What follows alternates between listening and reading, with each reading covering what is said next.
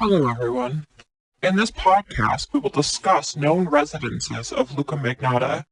I do a lot of research and I have interviewed a lot of people. It's always important to get the facts and the truth. So, in this podcast, we will talk about known residences of Luka Magnotta. A lot of people speculate, but almost nobody knows any of his addresses or whereabouts or anything regarding where he lived. I have interviewed two distant relatives of his and some associates from his past. First, Luka's father's family owned an extremely large house in the city's East End with a water slide and an in-ground pool. His childhood parents' home also had a large lake. It was a 3-story house. Luka lived a life of luxury as a child. He really enjoyed all the fruit trees on his property. Luka's maternal relatives owned a home also in the East End of Toronto. All Luka's childhood was spent in his colonial houses. Every single relative of Luka's is a homeowner. Luka has some residences he used for work, and only work. He was a very successful male escort and had units in different apartments designated for his call services. Luka never lived in these apartments. They were just used for his escorting.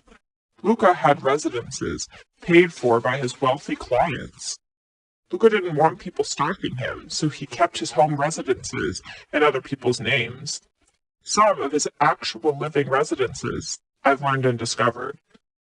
Firstly, Luka lived at 95 Thorncliffe Park Drive, the Leaside Towers in Toronto, a luxury high-rise, and yes, the same high-rise as Bruce MacArthur. Also, Luka lived at 88 Erskine Avenue, another luxury Toronto high-rise. Luka also lived at the luxury Toronto Harbour Castle Hotel and the glamorous Toronto Royal York Hotel. Luka preferred hotels because of the luxury service.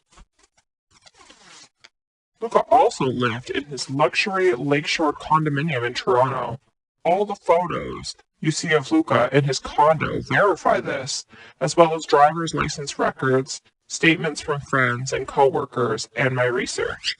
Luka never lived on Monroe Street in Toronto.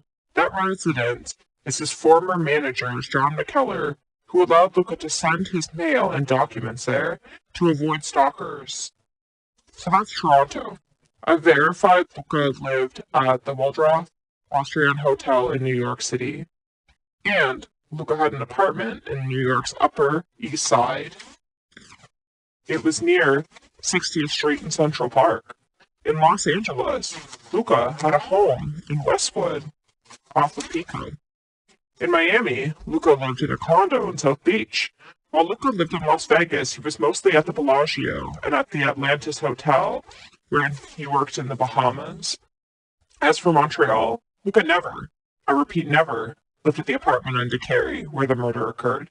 That apartment was only used for Luka's escort clients. It was a whorehouse, and a lot of people had keys and used it to take their clients.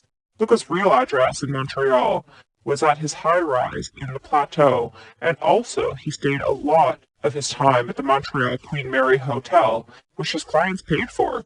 The Queen Mary Hotel was always Luka's favorite place in Montreal, and he entertained a lot of his friends there. The friends I've spoken to all verified Luka lived there for extended periods of time. I actually have videos, which I will never reveal, of Luka's parties at the Montreal Queen Mary Hotel and his glamorous photo shoots there. I also just have to say something quickly. As I've mentioned, Magnotta never lived at the Montreal DeCarey apartment. He used to entertain escort clients. It was a prostitution place. All these losers and idiots who make up wild and false claims saying they knew Luka or spoke with him or visited him, all liars.